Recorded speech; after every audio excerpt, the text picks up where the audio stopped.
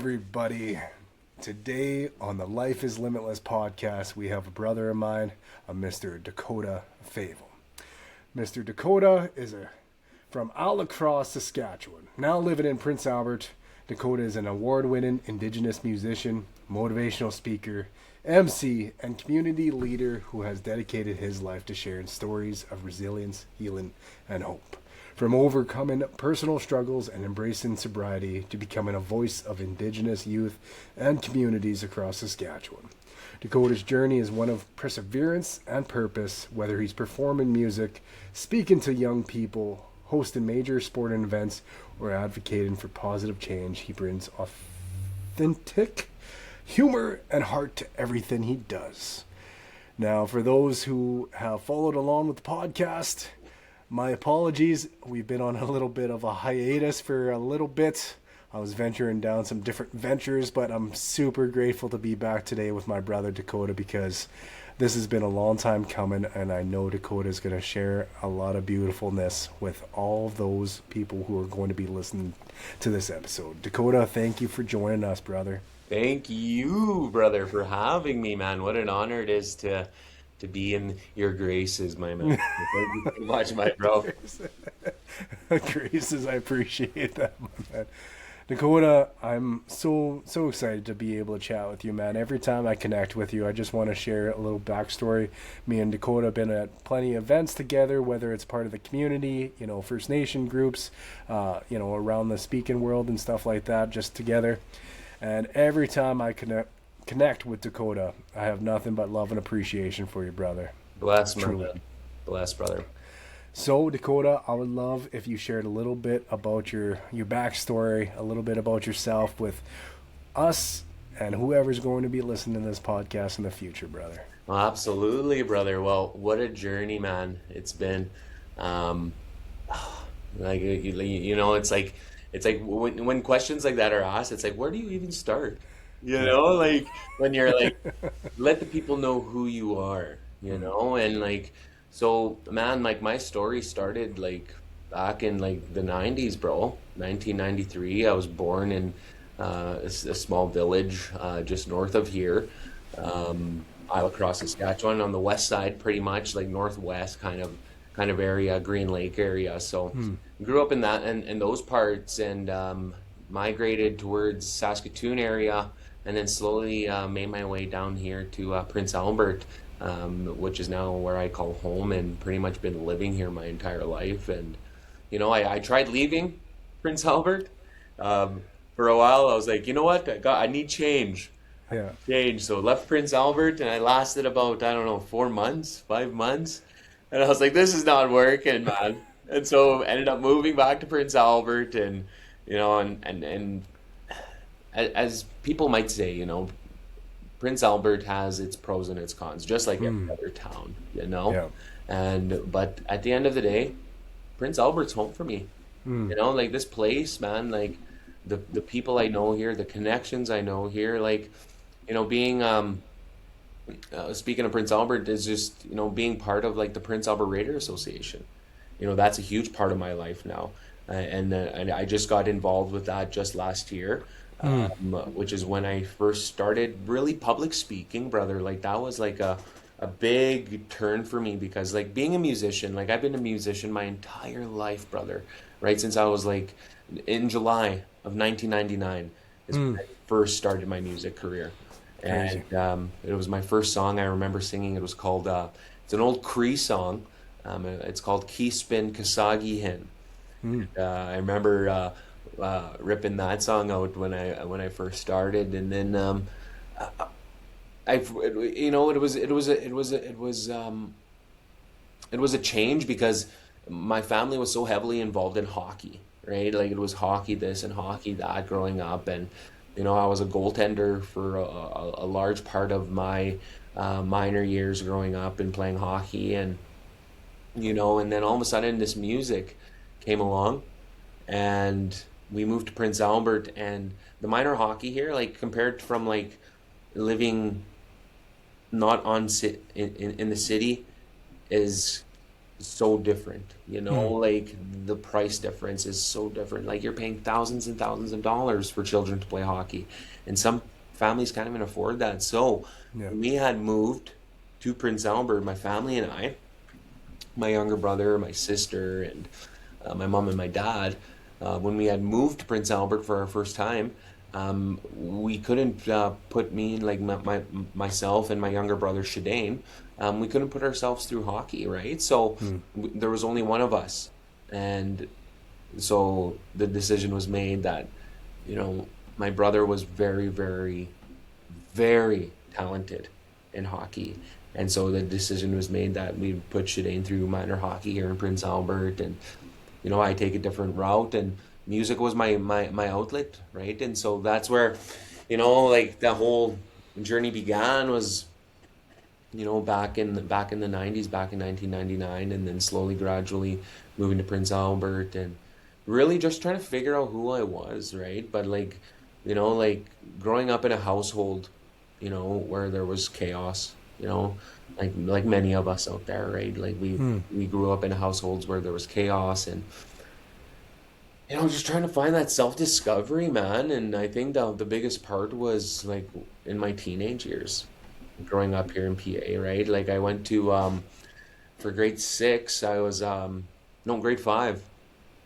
I went to Prince Charles Community School here in Prince Albert. It was by the old Welcome Inn there, the old Welcome Inn where they used to have the best snow drifts in Prince Albert. Welcome Inn convenience store when it was a thing. It's still happening right now. It's run under a different name. It's like Quick Stop now, but the old Welcome Inn confectionery here in Prince Albert was amazing, man. Like the snow drifts there. I used to work there as well. Nice. But that's a different story from a long time ago. But now I was at Prince Charles School in grade 5, and the school is no longer standing there. They have a bunch of houses there now. But I went to school there, and ended up at St. John's Community School here in Prince Albert, and right after that ended up at Carleton, and stayed at Carleton for a bit. I was at Carleton for a small portion of my grade 9 year, and I still remember a lot of people from Carleton that year, which was pretty cool. Like I remember sitting in the hallways, like, man, I was a different breed in school. Like self-discovery, bro, was different. That's a tough age, have man. these things, bro. Like we didn't have that, man. We had flip phones. For those youth that are listening out there, we had things called flip phones. So we had these things, but they would fold, and we had something called T9 texting. Oh yeah. Or if you didn't know how to do T9 texting, you were there clicking the same button 3 times to get to the leather, like 1, 2, 3. The ABC texting, yeah. That was me. That was my strong suit, the ABCs. I was quick at those thumbs, man. Oh, me too. The T9, I was good in T9 because you had to be quick under the desk where you would flip the phone under the desk and you would look and then T9 it real fast. Hey, bro, what are you doing after school, and then close your phone and put it in your pocket. But they used to be big, man. Some people had those Nokias, those indestructible phones, man. Those were crazy back in the day. But in high school, bro, like there was just a lot of like, oh man, like self-discovery about myself, bro. Like it was a different time, because we didn't have outlets like social media, and texting right at the tips of our fingers. It wasn't that easy just to reach out, And so that self-discovery, because my old man, he wasn't the greatest guy, my old man. My dad grew up not the greatest, and he doesn't really share his story a lot of the times. And neither did my mom. My mom, there was a lot of intergenerational trauma growing up on my mom's side, and then on my dad's side, right? My dad had direct contact, like with residentials and residential school, and so in my household, bro, there was a lot of chaos, man. A lot of drugs and a lot of alcoholism, and being an Indigenous kid and coming from a small Indigenous community, a Métis settlement community, and moving to the city, it was a culture shock for me, man. For sure. Bro. Can I ask? We talk about sobriety together between me and you and stuff like that. On the other side of that is, of course, addiction and stuff, you know. So can I ask, just out of curiosity, when did you start getting into addictions yourself? Yeah, okay, yeah, brother. So it all started here in Prince Albert. Was dealing with a lot of things with my old man, like my dad, and like that's where that self-discovery part like plays a lot into that beginning of my addiction. Um, because I didn't know who I was, man. Like I had no idea who I was and like what I wanted, and I don't know. It was just my dad put a lot of things in my head, you know, where it was I wasn't good enough, you know, like I was hard on grub and I was no good for nothing kind of type Mm, deal. Like I was just living and just breathing, you know, kind of yeah. type deal. And so I was looking for a lot of that attention elsewhere. Yep. And because I was seeking that attention elsewhere, right? It was like in high school, when I hit that high school stage, I was looking at different cliques, you know, Yeah. different groups. And when I found a different group, right, I would put this mask on, bro. I would Yep. dress like them, act like them, talk like them. And then they Yeah. would welcome me in, right? I would feel wanted and needed and like that attention I needed. And then when I got sick with them, I would find a different group of people, Yeah. act like them, talk like them, dress like them. There was another mask, bro. Yeah. Then another group, another mask, another group, another mask. And then in the midst of it all, bro, I forgot who I was. Oh Where yeah. was where was Dakota Favel's mask? Where was my identity? Yeah. But because I was looking for all that attention and that love that I wasn't getting at home and that I needed, right? I was seeking it elsewhere, Yeah. right? And so when I was about 15 years old, I was sitting in my basement in Village Green. If anybody's out there, I know where Village Green is. if anybody's out there and they know where Village Green is, you guys know some stories from back in the day from Dakota Fables, so it was man, those are times, those are like war stories, I look back at times like that, I'm just like, holy man, like what was I doing as a kid. But those are experiences though, man. And so anyways, so in Village Green, I was 15 years old and I was sitting in my basement and I was with my cousin Morgan, and she was like, "Do you want to have a drink?" And I never drank before. Like, I didn't have an interest at the time, like I just didn't see benefit in it, Yeah. And I remember that when I was younger, I was like, I don't want to be like my dad. I Mm, always told myself that, 13, 14, 15 years old, I don't want to be just like my dad, where it was just when something had to come up or something hard conversations came up, it was like hostility, you know? Why are you questioning me about this? Why is this? Blah, blah, blah, blah. And so, yeah, like when that had happened when I was 15, it was just like, like if it's there, yeah. I'm safe. I'm in my basement. I'm home. Why not so I ended up having my first drink. I had my second cup, and I was like, you know what, guys, I got to use the washroom. Went upstairs, and had to walk through the living room, and my mom and my dad were sitting there watching Mm, TV. So I walked past them, and I went upstairs to the washroom, used the washroom, came back down the stairs, had to walk past the living room again, and we all know the words liquid courage. mm, And so yeah. walked beside my mom and my dad, and love wasn't a word that was really shared in the home, Mm, so it was I don't know what had crossed my mind in that moment, but I remember turning and looking at my mom and my dad, and I just looked at my dad and I said, you know what, Dad, I love you. I love you so much, Dad. You have no idea how much I love you. And Mom, I love you guys so much. I love you guys so much. And I remember my dad just looking at me, are you drunk? mm, I was like, what?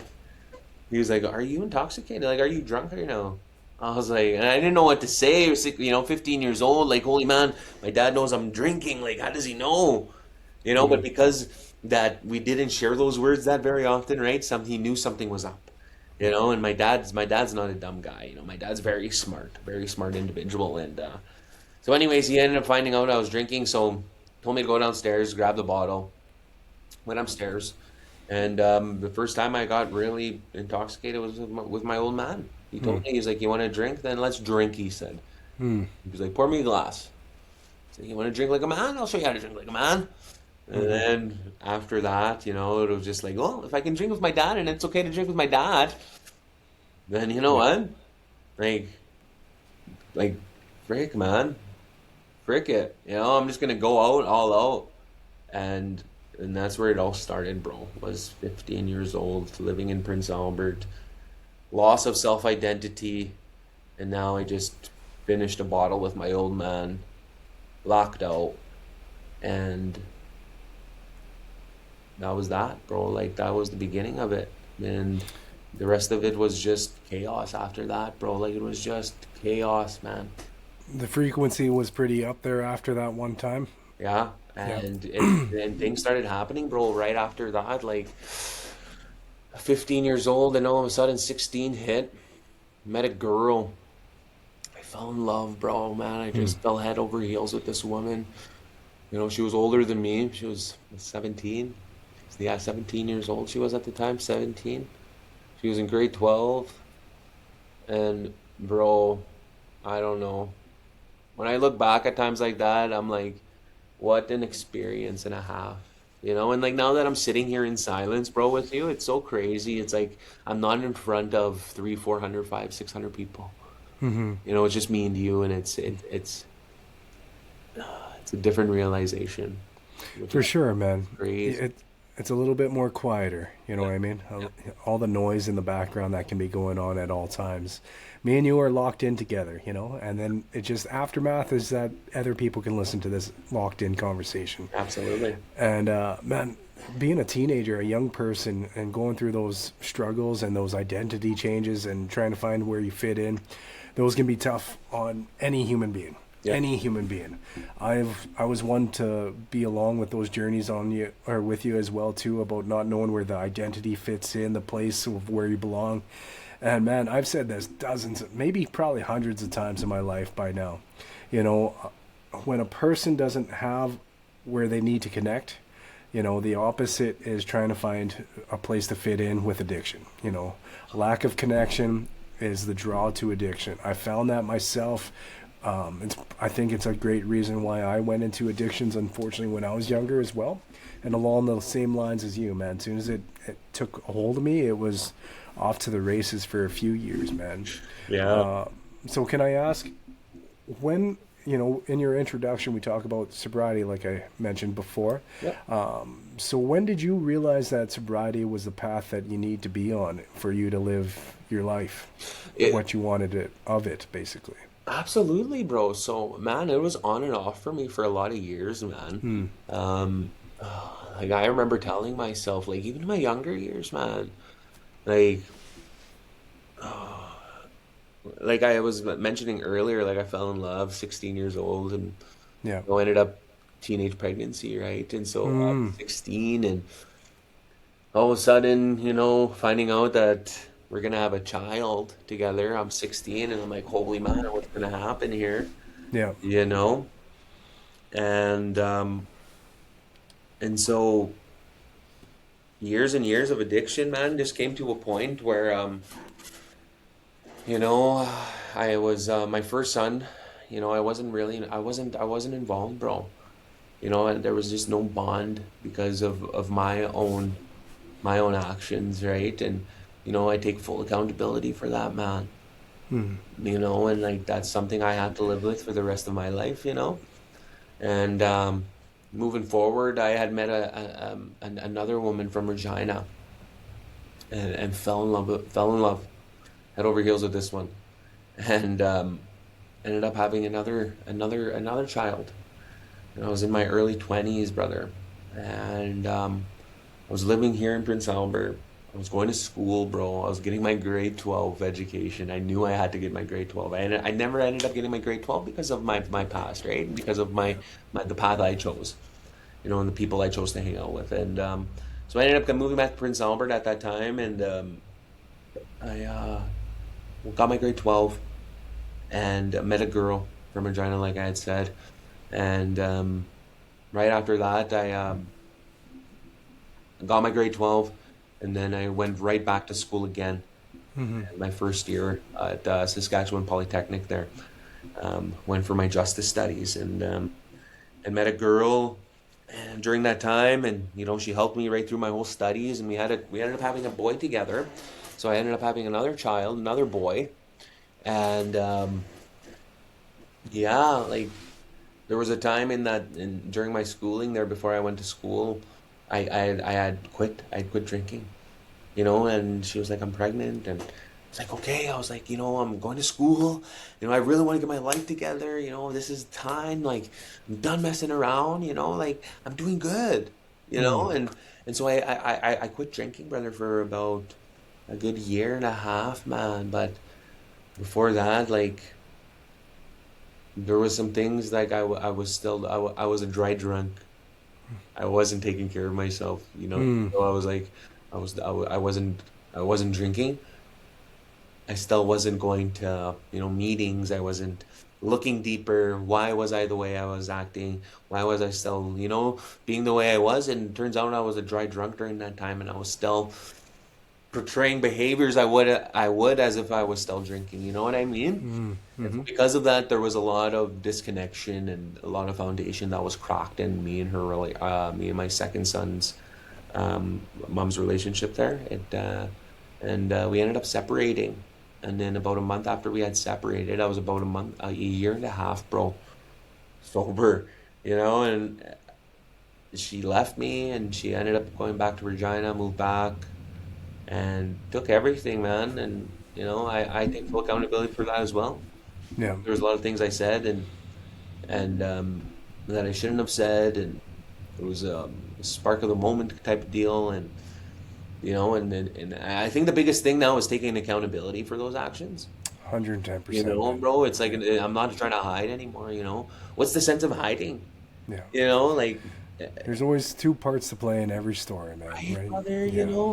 and oh man, and so when that had happened, about a month later, bro, I ended up falling off, fell off the wagon, and started drinking again, but heavily.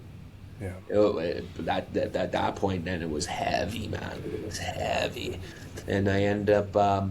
So I finished school. I ended up getting my diploma in justice studies, and I started my journey with a group home here in Prince Albert. And I don't want to mention any names, and just confidentiality kind of type deal. And so I ended up working with a group home here in Prince Albert, and I didn't really utilize my education, brother, because you don't really have to have an education to work in a group home. You just got life experience and a license, and so ended up working there, but I didn't realize what I was getting myself into, brother.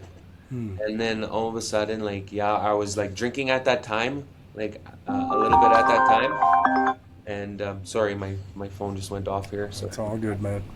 yeah, I'm just gonna take that off there. Sorry about that. Should have put it on Do Not Disturb. All good, man. But sorry, where was I? You were talking about working at a group home. Yes. and- So I ended up falling off the wagon about a few months before I ended up graduating. And so I still graduated, got my diploma. Okay. So anyways, so I ended up graduating, and I started working with this group home. And when I was working with the group home, I didn't realize what I was getting myself into when I got into it, brother.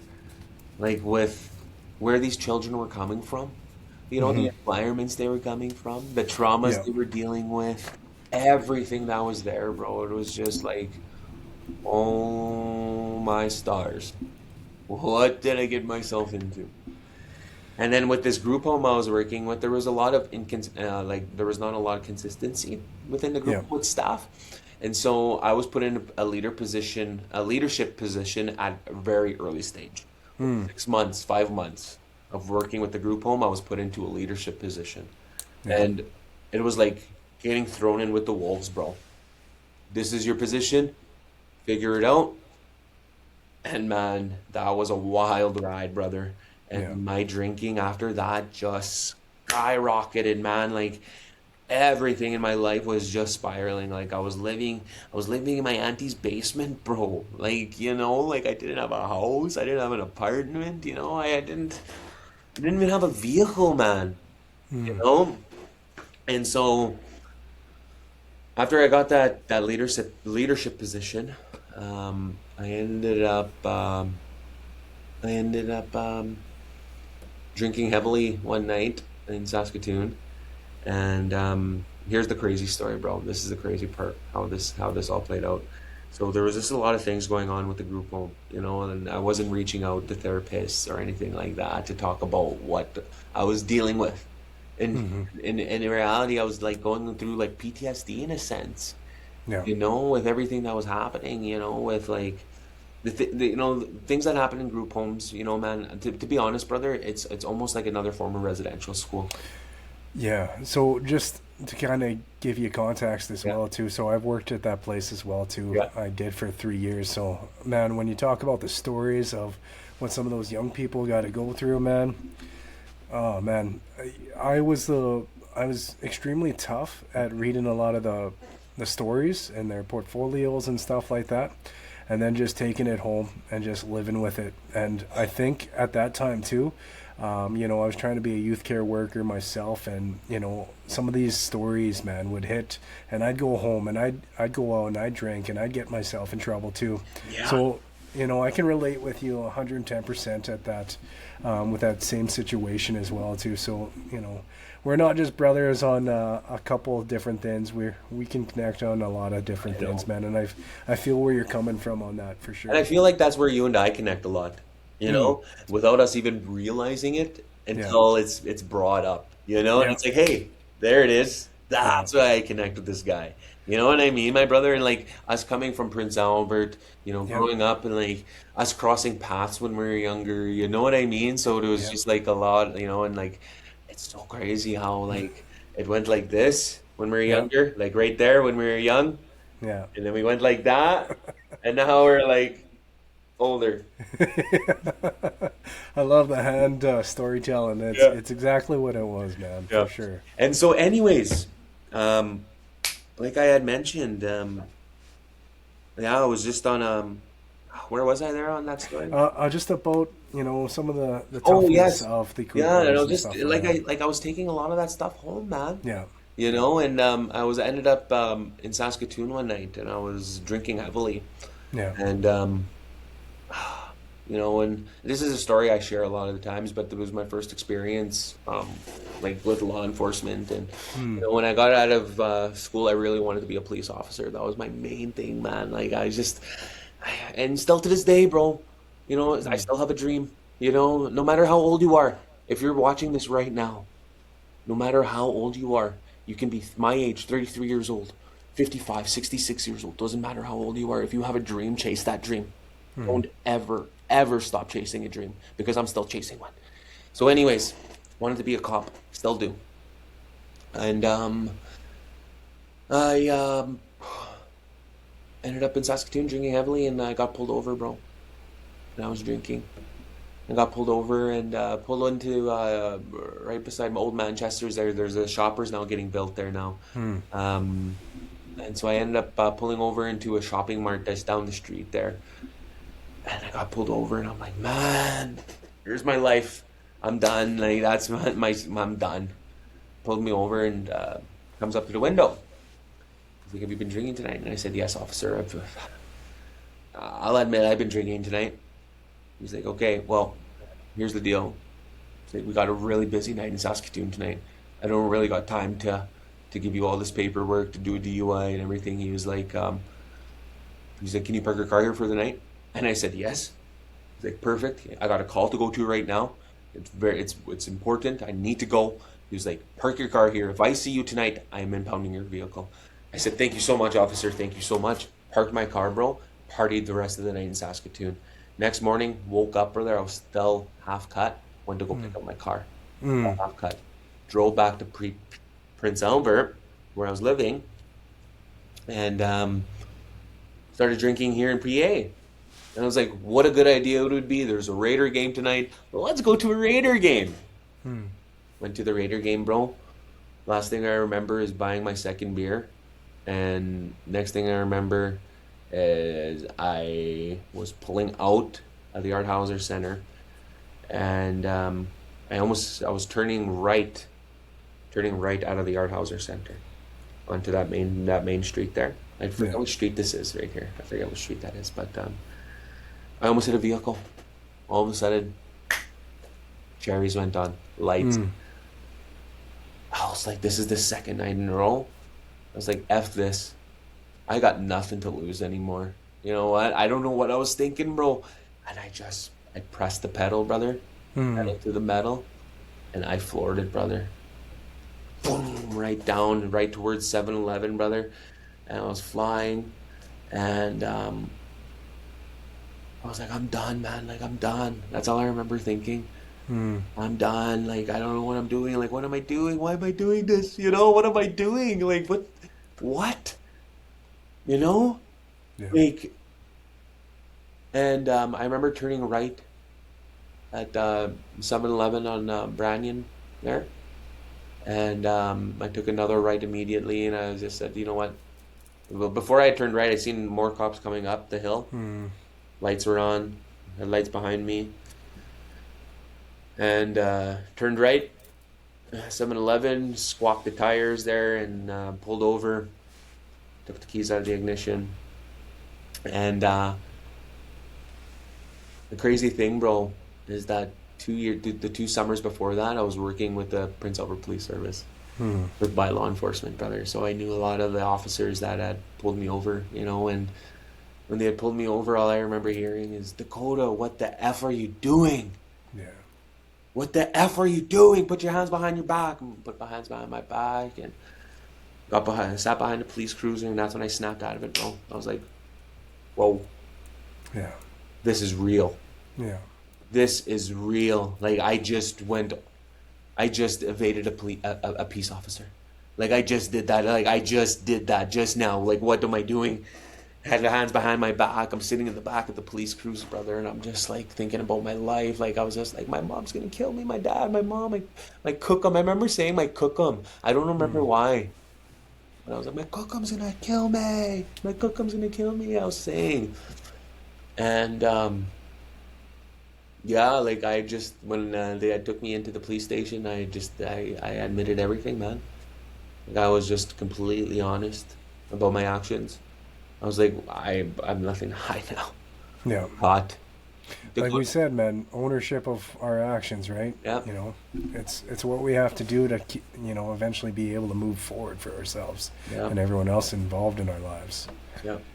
And like, I'm so thankful, man. Like, you know, nothing came of it. Like, I ended up spending no time in jail. You know, I ended up getting a DUI, got my vehicle impounded. You know, and I remember sitting and waking up that next morning, brother. And I called my boss, and I was just crying. Yeah. I was like, he's one of my best friends, so he doesn't care if I mention his name. But I was like, Joel, I messed up, man. He's like, what's going on, Dakota? I got a DUI last night, man. You can fire me, man. You can fire me if you want, man. Because he was my boss at the time. Yeah. I was like, you can fire me. He's like, I'm not gonna fire you. He's like, can you make it to work tomorrow? It's like, I can try, find like I can carpool with somebody. He's like, try carpool, find a ride. He's like, we'll figure it out when you get to work. Don't worry about it. It's like, holy man. And so after that had happened, I ended up meeting this one girl. Thought I fell in love, but it was just complete addiction, brother. And like, I still had a DUI. I was still working for the group home. I was like getting driven to work. I was with this girl, and man, it was just a year. And like, I was like, I thought that the DUI was gonna be it, but it wasn't. And met this girl, and for about 10 months, man, just complete addiction, brother.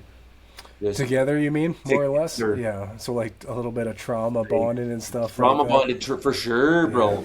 Like drinking and drugs, like it was Yeah. crazy. And then like, you know, and like the crazy part is like I was still going to work, brother. You know, after weekends of bendering, and then going back to work and like telling these kids during groups, don't do drugs, don't go drink.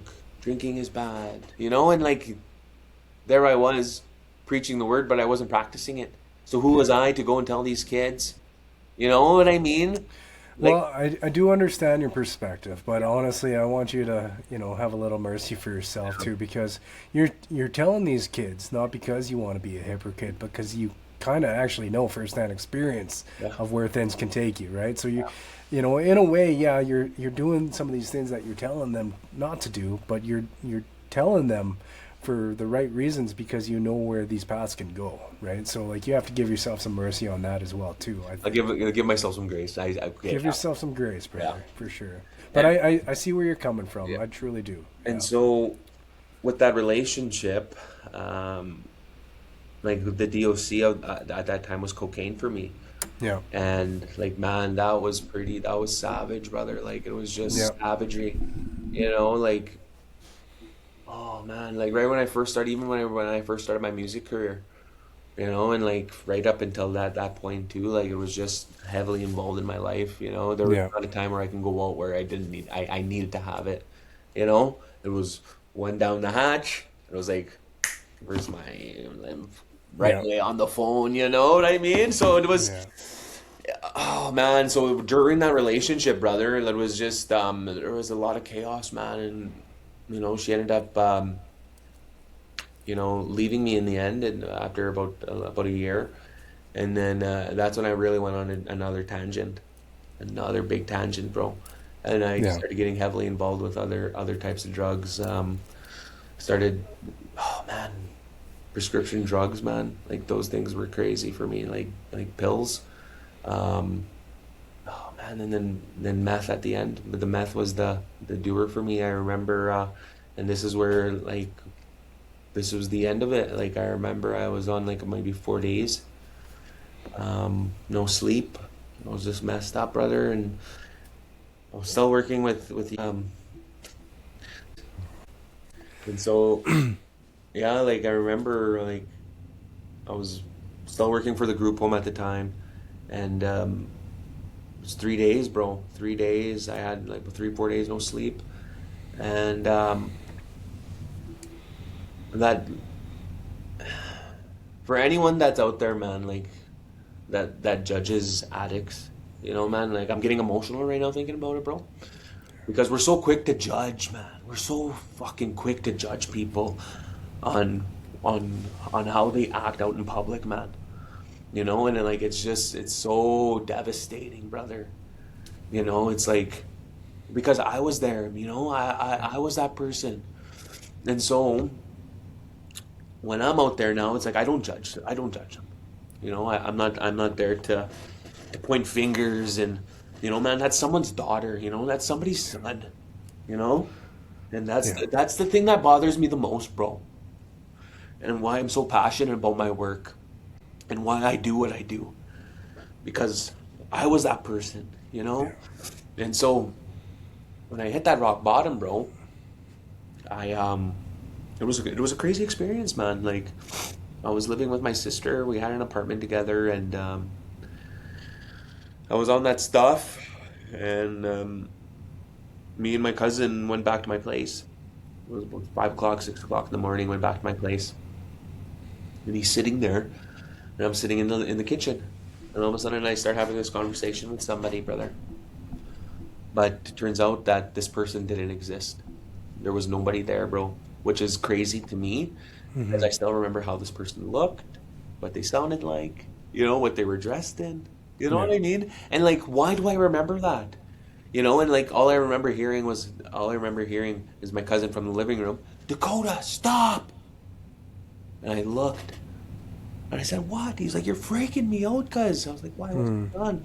You're talking to somebody that's not there. And I was like, whoa. That was like a shocker to me because that person was still there. You know what I mean? And so after that, I hit a rock bottom, brother. And like I hit a really, really severe rock bottom. I uh, was seeing things that weren't there. Hearing voices. Hearing things and seeing things that weren't there, and just a lot of confusion. And I remember laying on my bed, and I had reached out and to this one individual who's played a huge part in my life, who's no longer part of my story, but played a huge part of my story. But she I remember calling her that morning, and yeah, man, like she really picked me up, man. Like, really understood me at that time of my life, and welcomed me in with open arms. And I think that was the biggest thing, because that was the biggest thing that was missing in my life was companionship, Yeah. because we're animals, bro. We all need we survive in pairs, Yeah. Yeah. and so when I met her, bro, like it was something magical, man. And it was like, okay, this is it. This is where I need to clean my life up now. And at the same time, I was doing it to impress her. Yeah. Because as men, we like to impress women in our Yeah. lives, right? Yeah. But at the same time, I was doing it for myself. Yeah. Because I was just sick and tired of being sick and tired. I was 300 and almost 350 pounds, brother. Really? Wow. I didn't know you at that time, man. It was To be it was honest. bad, brother. Yeah. I was a full blown addict, brother. Like like they say, like when people are on drugs, they get skinny. Not the case in my case, because it was drugs and food.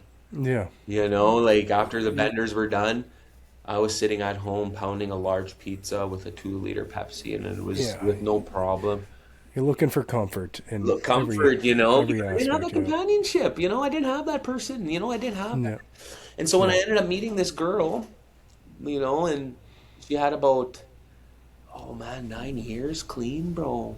And I was just this confused little boy, Yeah. this confused child, and I had no sense of like who I was, what boundaries were, what my values were. And along that journey, bro, like she helped me discover a lot of that stuff about myself. And I'm forever thankful for that.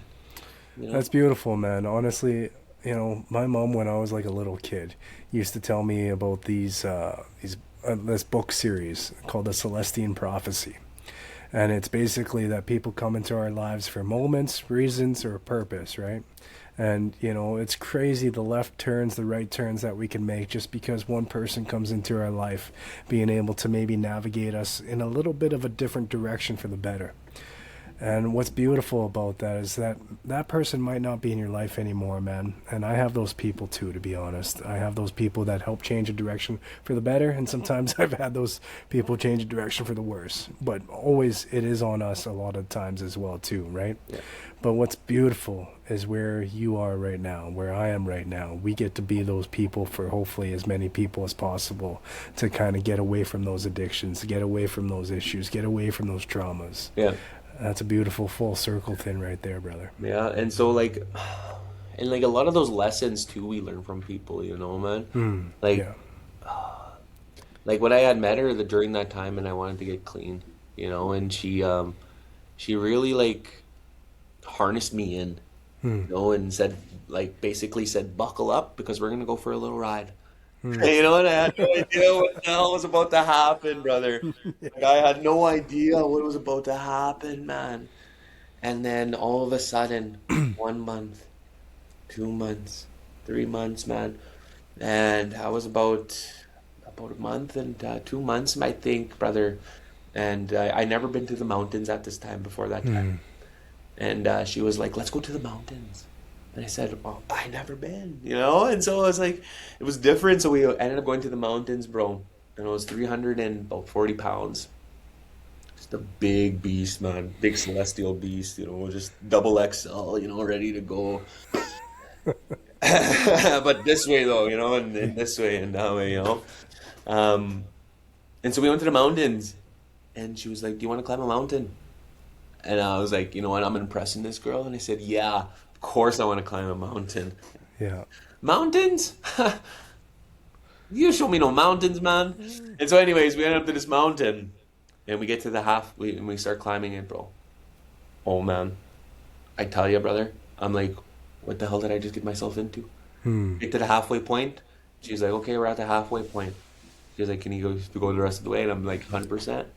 100%. Let's go, baby. So we're climbing, brother, and we're almost at the peak, my man. And my legs are vibrating, brother. My whole body is just like, oh my God, I can't do this, man. And I'm watching her. She's in front of me, man. I'm like, this is so beautiful. Like, I can do this. I can do this. I can do this. I was telling myself, over and over and over again.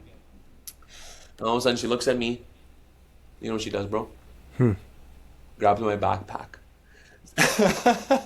Grabs my backpack, bro, and carries both her backpacks as she's going up this mountain, and I'm going behind her. But we ended up getting to the top of that peak, bro.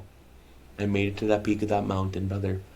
And I looked over the peak and I looked around, and all I seen was mountain tips. And I looked down and I can see lakes, and I can see the trees, and I can see for miles in each direction. And all of a sudden, bro, this overwhelming feeling came over my body, bro. Something I never felt, bro. I was just like, what is this? And I started crying.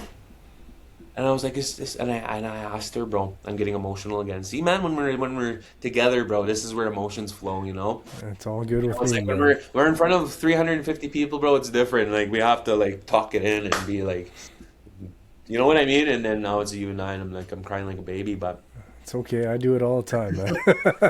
and hey, for any man out there, let the tears flow, my brothers. Oh, yeah. It's so important to cry, man. Like, it's not weak, man. So much power in crying. Yeah, And, man. so anyways, I get to that peak, bro, and I just started bawling, man. Bawling, and I just looked at her, and I grabbed her. I remember saying, is this what it's like to be sober? You know? Is this what it's like? And she said, this is what it's like. She was like, there's so much more to life than partying and that weekend life. Like, oh, you're going to go buy another 2 for it, another bottle or another bag. Yeah. She was like, this is where that money can go. This is living high off of life right here. Yeah. Right here. And bro, like, I remember that, man. And I carry that experience with me wherever I go now. You know? And like, when I think beautiful. about it, bro, now, like, it's like, you know, like, she's not involved in my life anymore, in my story, but like, everything I do in my life, you know, not today, Yeah. you know, came from her teachings. And that's so important. That's beautiful, man. That's absolutely beautiful. I'm so happy that you guys shared that time. I'm so happy you shared that connection and that view. That view was you climbing the mountain of life, man, on the other side of getting to see what your life looks like now. And it's incredible, man, because I love keeping up with you on social. I love keeping up with you whenever we see each other at events, man. And honestly, man, you're a breath of fresh air. A lot of times we get to connect, man. You got a smile on your face. You got good vibes, man. And I love spending time with you, brother. And I just want you to know that that's coming from the heart, man. You got a lot of good things going in your world, and I want you to know that you deserve it and you earned it, man. You truly did. Yeah, thanks, my brother, and like, and likewise, my man. Like, you know, seeing you and like to be honest, bro, I never told you this or shared this, but one of the reasons why like I got heavily involved with motivational speaking was because of you, man. Like I watched you, bro. Like I watched you build your empire from the ground up, bro. From their first release of your sweaters, bro. You know what I mean, bro? And to like from Life Is Limitless to like building it to speaking to releasing a book, bro. Like, and I saw that, man, and I was like, well, fuck, man. Like, if my bro can do it, like, why can't I do it? You know? And so, like, I remember sitting in my office, bro, and like, I was homeless, bro, and nobody knows that, you know, and that's something I need to share now. Like, I was homeless. Like, I was living in and this was a year and a half ago, bro. Things weren't going good, and I ended up losing a lot of stuff in my life, and I'm so glad that I stayed on my path, you know, of sobriety. And about a year and a half ago, yeah, bro, some things happened, and I ended up homeless. It was January, no, November, December, about 2 years ago. Had to have been, yeah.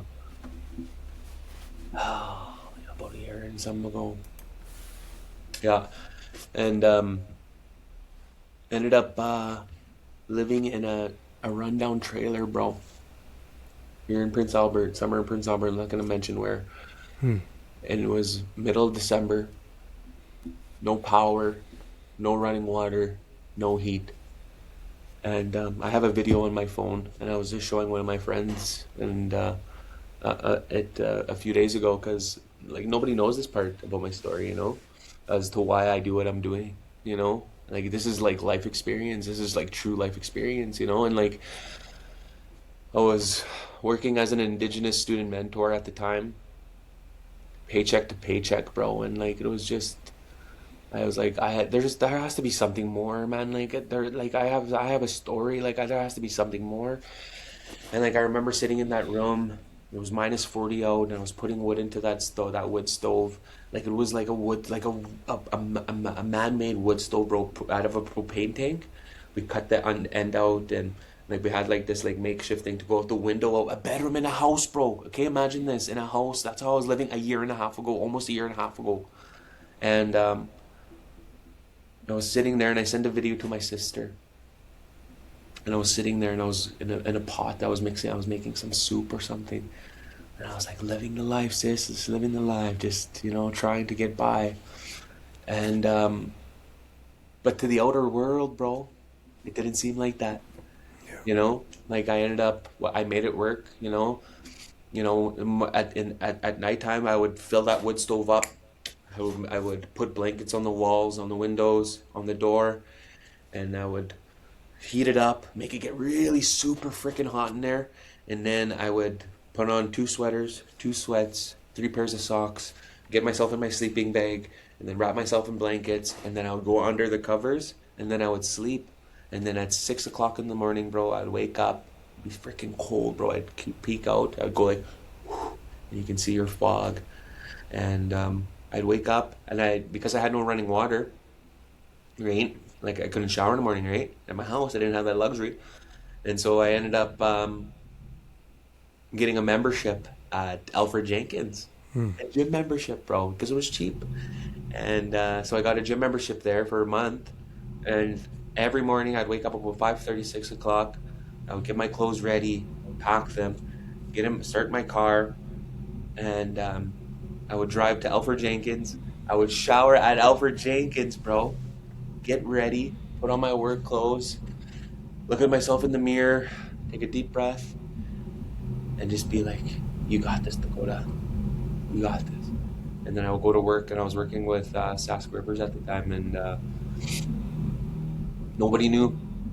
Nobody knew, bro. And I remember sitting in my office, man. And this is where that inspiration came, bro. I remember I was scrolling on Facebook in my office, and I was scrolling. I was, man, like, I don't want to do this anymore. And I came across one of your posts. It was one of your inspiration posts. And I was like, that's it. That's the sign. That's it. That's where it's at. And so that day, bro, I was like, I'm done.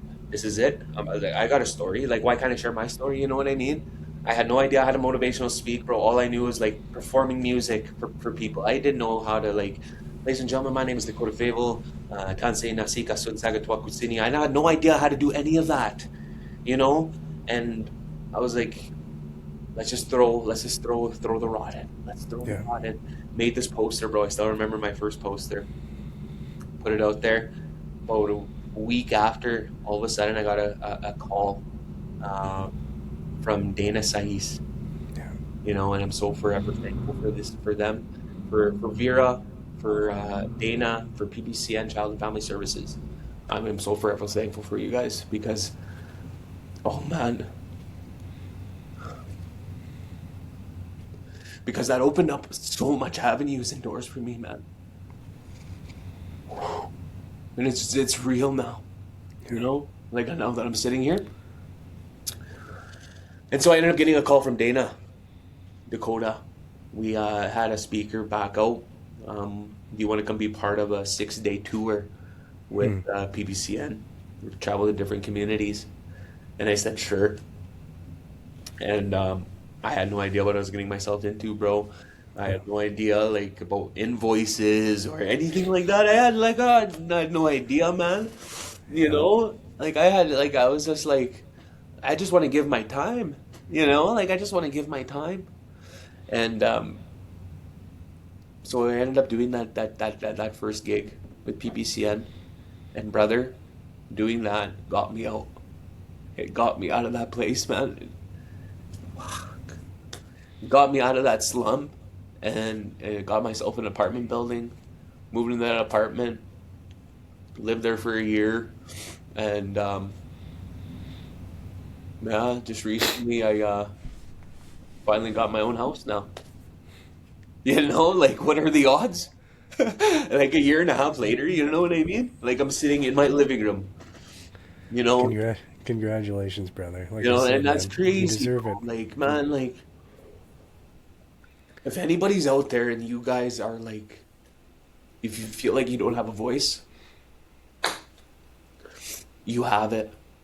You have such a powerful voice, and like use it, you know, like the power in sharing stories. And like I've been doing this now for about almost 2 years. It'll be 2 years in November or December, I think. And the connections I've made, you know, the people I've met, man, like I'm so grateful, bro. Like the gratitude, man. Like these are not sad tears, you know. For Like sure. these are I can see those. like these are grad. This is gratitude. Yeah. You know, this is being humble. You know, like man, seeing you speak. You know, people like Patrick Mitzwing, Nolan Melbuff. You know, these powerful speakers that I've had the chance. You know, Willis Janvier. You know, like these powerful speakers that I've had the opportunity of crossing paths with. Stuart Fontaine. You know, I can think of so many, you know, and it's just like so crazy, man. Well, I was super thankful that we got to share that same day together in Edmonton with PBCN, Yep. with Dana and Vera. They brought us both out to Edmonton to go share some of our things, and I enjoyed listening to what I heard from you, man. And I knew your heart was in the place where it needed to be, man. And I was thankful to be able to share that day with you and all of them too. I had nothing but gratitude, man. Yep. And hearing your story for those, that time definitely made me want to have even more connection with you in the future. And here we are, man. I consider you a brother, and I just have to tell you from the bottom of my heart, man, I have nothing but love and appreciation for you, brother. And of course, you don't want to talk about tears, man. I got some tears rolling down my face right now. And that's nothing but gratitude, man. Yeah, Nothing but gratitude for you just to be real as you are, man. and that's connection though, man. And like Yeah. for our brothers and sisters out there that are struggling right now, and if you're Yeah. watching this and you're struggling, like it's okay to struggle, you know, but just don't stay there forever. Reach out, you know, like there's so much more to life than going out every weekend, you know, like Yeah. I just got back from BC last week. Yeah. And you know what, bro? I had finished a conference, and I was sitting in the hotel room there, and it was about 10:30, and we had to check out at 11, and I was like, I want to go to British Columbia, and I just went. Yeah. You know what I mean? But because I do that because I'm not spending my money out doing other things like drinking and partying. Yeah. Finding happiness in those things. You know, I'm finding happiness in going to climb a mountain, or to go walk along the side of Lake Louise, or, you know, go see Wapta Falls or Takakaka Falls, you know, going to see those types of things, you know?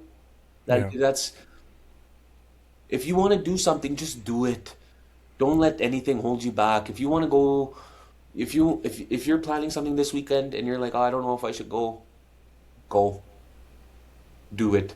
You know, because money literally does grow on trees if you think about it. You know, you just got to work a little bit harder to pick at it. You know what I Yeah. mean? Yeah. You just got to work hard to pick at it. You know, it's just got to work. Put one foot in front of the other. You know?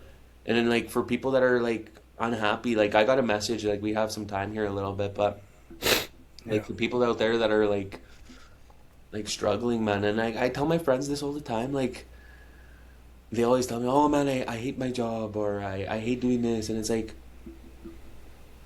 then find something else. Yeah. You know, go find another job, bro. If you hate Yeah. it that much, then go find another one. You know, if you hate waking up in the morning, Yeah. and you know, people shouldn't hate to wake up in the morning. You No, know, brother. It's a gift to wake up every day. It's a gift to have that breath in your lungs, man. it is like this morning I woke up, you know, and I had one of my friends message me, and she was like, "Hey," she was like, "I'm in town."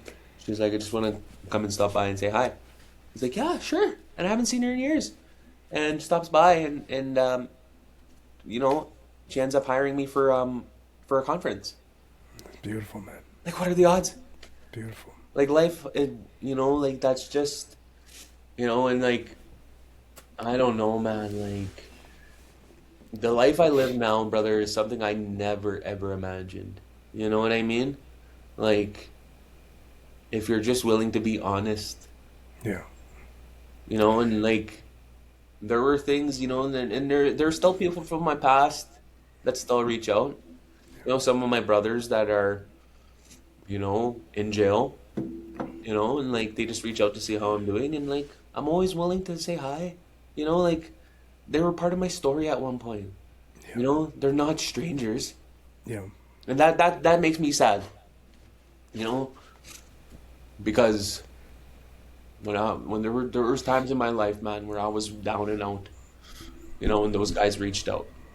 You know, and welcomed me with open arms. You know what I mean? And so like so many different avenues and so many different people have guided us towards these paths that we are walking now, good and bad. Yeah. And who are we to say that what they're doing is bad, or who are we to say what people are doing is good? You know what I mean? Yeah. We're just trying to survive, bro. And you know, survival can make us do some crazy things. Yeah. You know? Amen to that, man. And like Amen to that. survival, when I was sitting in that room freezing my ass off, homeless, nowhere to go, no home, I could have went back to that lifestyle easily. Yeah. That was the easy way out. Fast money, you know, all it took was one phone call, and I could have been right back in that lifestyle, right back in it again. And I fought through it, and I said, no, Dakota, you got this many years now, keep going, man. Like if you can go through all that grief when your brother, because my brother had passed away, hey, when I was 1 year clean, my brother had, his life was taken in Saskatoon, and I pushed through that, you know, like I was the one who had to make all the phone calls, you know, I had to call my mom and tell her that her son was no longer here on earth, you know, he made his journey to the spirit world. I had to call my dad, I had to call my whole family, you know, and so that was a lot of trauma right there. Yeah. You know, from having to do that. And for me, I was only 1 year, I had 1 year, you know, and like I still stayed clean through that. And, you know, and going through that homelessness and staying, you know, sober through that, you know, it was just crazy, you know, and like, and now I'm here, you know, and like, I love the work I do, you know, you know, I do work now for like Montreal Lake Child and Family Services, you know, and like, yeah, PBCN Child and Family Services. You know, it's like I went a different avenue. Like I was working with kids, and it's like I still want to work with kids, but in a different way. Hmm. You know, it's like I've worked the front line. I've done that. Now I want to work with them. Hmm. You know, rather than beside them, I want to work with them, and it's just it's a different way of thinking of it. Yeah. You know, because it's like, man, the life you and I come from, and when I see it, bro, and like I still want to like I haven't brought myself to it yet, but I want to go get my mug shots, but I haven't brought myself to go do it yet, but because I don't want to see. You know, so When you're ready, man. one day I'll When you're ready. when I'm ready. Yeah. That'll add to my story, you know? And like I'm just so passionate about my work, and I see how passionate about your work, the way you are, you know, and it's just like, in a sense, bro, like it's entrepreneurship, you know. It's like we're running this, you know, like it's all or nothing Yeah. at this point. It's literally like freaking balls to the wall, like pedal to the metal. Yeah. Like I wake up in the morning, bro, and I'm replying to emails.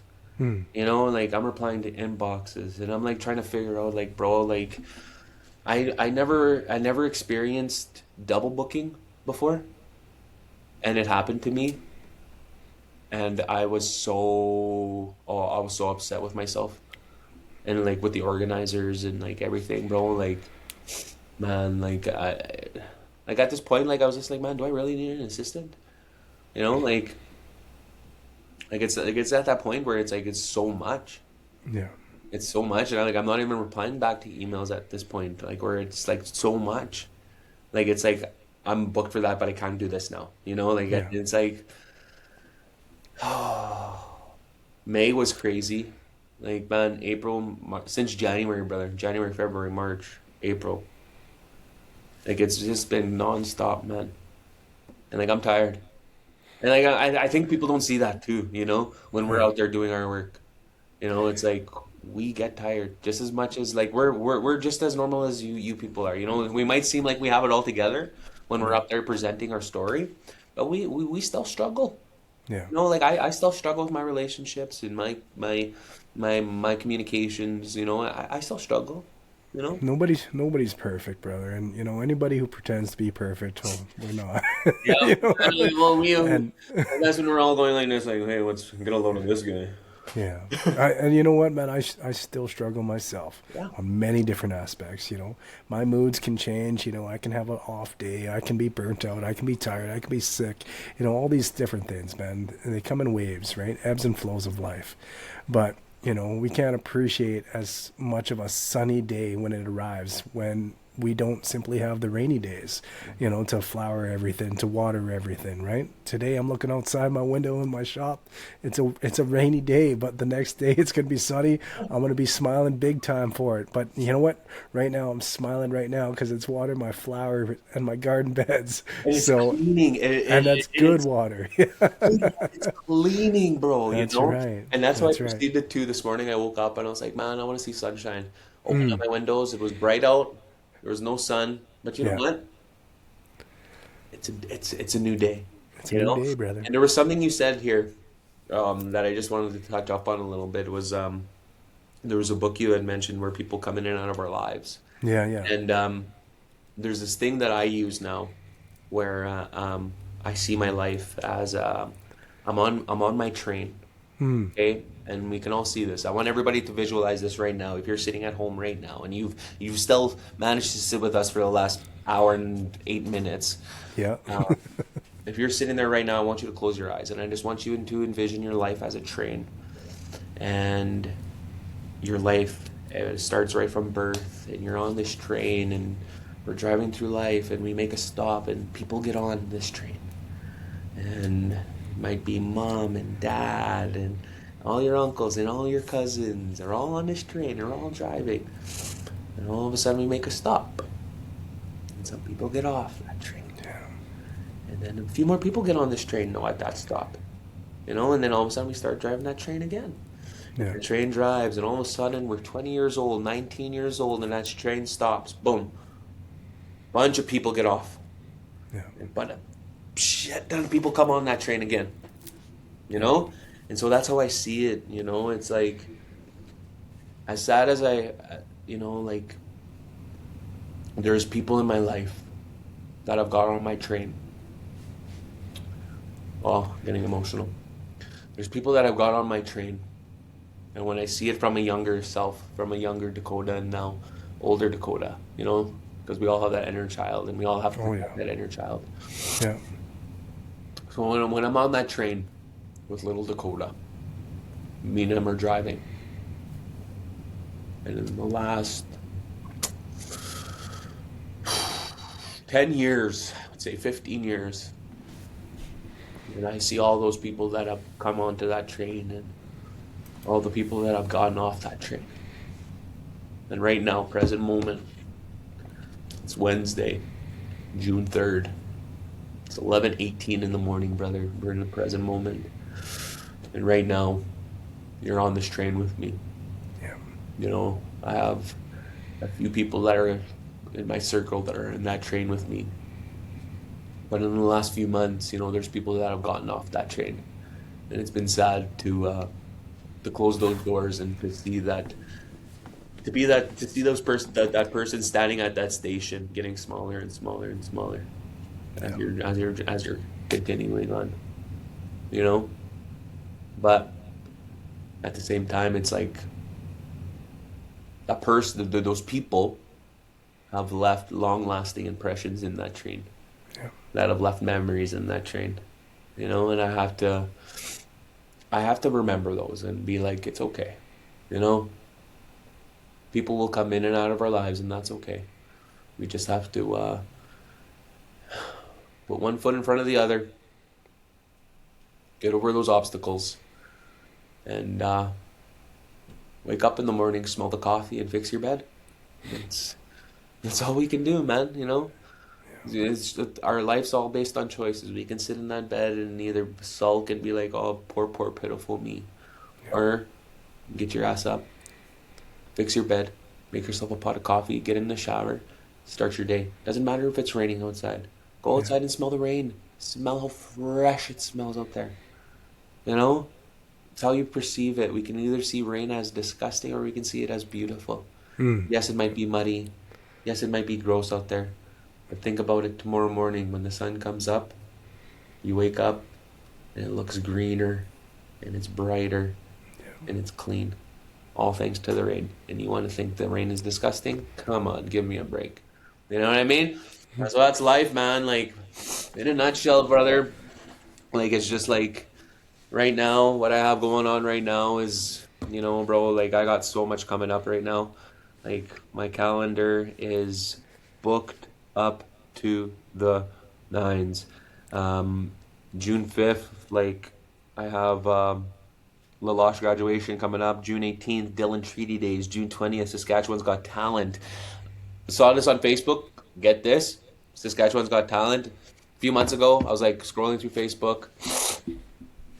I should have grabbed some tissue earlier, but I saw this thing on Saskatchewan's Got Talent. I was like, I'll put my name in. I'll see if, you know, and ask for a few of my information. Sure enough, a few days ago, got an email. Hey, you've been chosen. I was like, oh, what are the odds? So yeah, Beautiful. June 20th, I'll be in Saskatoon for Saskatchewan's Got Talent. June 21st, I got CRDN Treaty Days. June 23rd to the 26th, I'll be in Wollaston Lake, which is the youth conference they have out there. So I'm really, really excited to be out there for that one.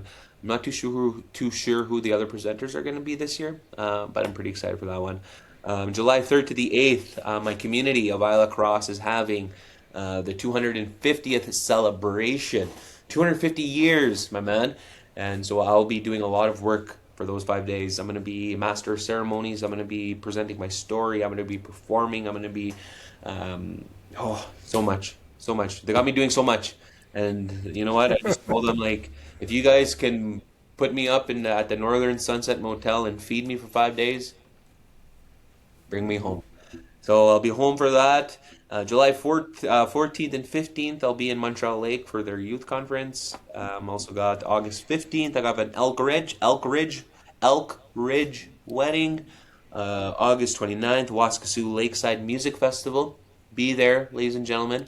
I'll be there for the 29th and the 30th for the Saturday and the Sunday. So be there. Don't be a square.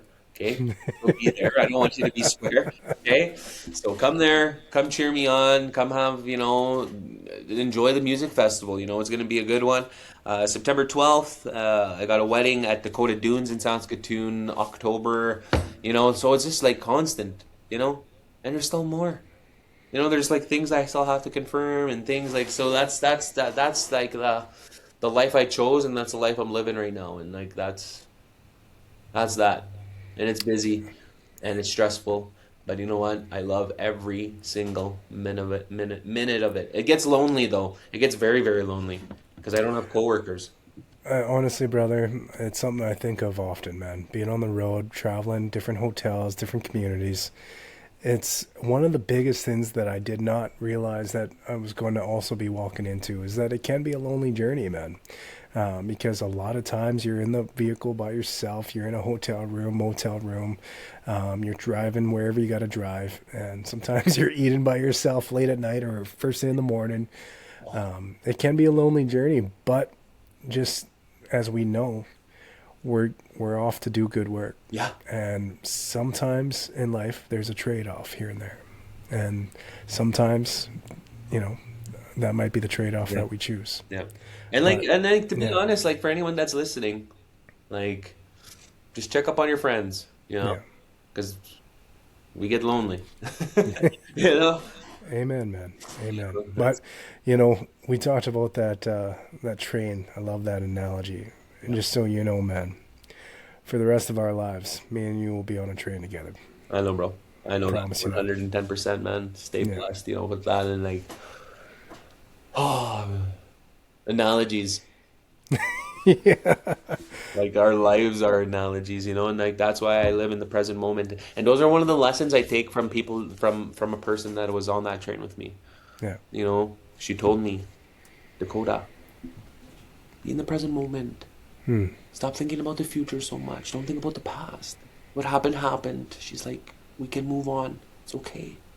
She always used to tell me that, and like I get emotional when I think about that because she always used to touch me when she used to say that, That's okay. Little Dakota's okay. Yeah. Be like, okay, I get it.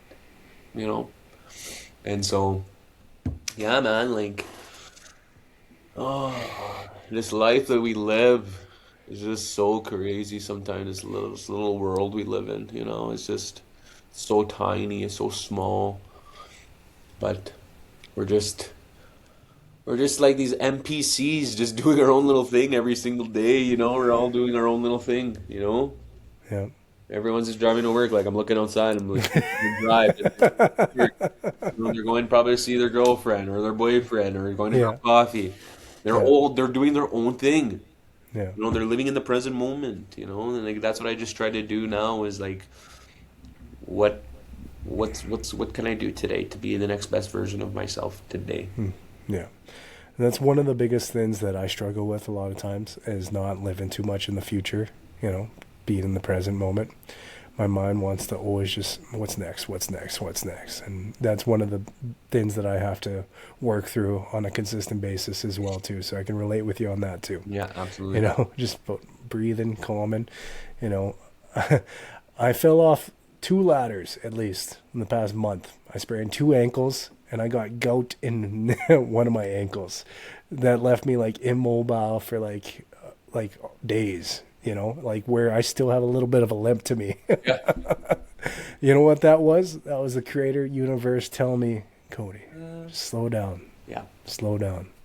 And now, man, the last few months have been up and down with busy, go, and stuff like that. And I love that. I'm thankful for that.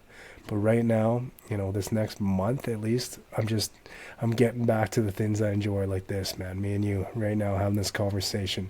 I'm getting to spend every night at home with my family for the most part right now. And, all that kind of stuff. It's just ebbs and flows, right? And we are where we need to be at that certain moment and that certain time. And you have to have a little bit of faith and a little bit of trust that whatever is guiding us in the right direction is going to be there to back us up in the end. Wow.